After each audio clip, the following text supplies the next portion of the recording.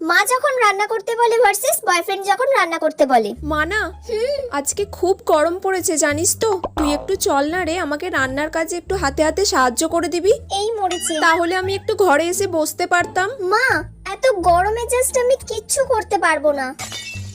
এত গরম পড়েছে, তুমি আমাকে বলছো রান্নাঘরে গিয়ে রান্না করতে? আরে কিচ্ছু করতে হবে না, তুই আমাকে শুধু একটু হাতে হাতে এগিয়ে দিবি। আমি ওইসব কিছু করতে পারছি না মা, এত গরমে তুমি যাও। ঠিক আছে, তুই বস। রাহুল ফোন করছে। হ্যালো, হ্যাঁ সুইটু বলো। বেবি, আজকে আমার তোমার হাতের বিরিয়ানি খেতে ইচ্ছা করছে। তোমার বিরিয়ানি খেতে ইচ্ছে করেছে? হ্যাঁ বেবি, তোমার হাতে।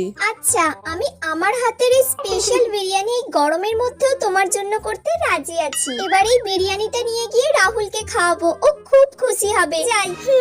কোথায় যাচ্ছিস তুই এখন?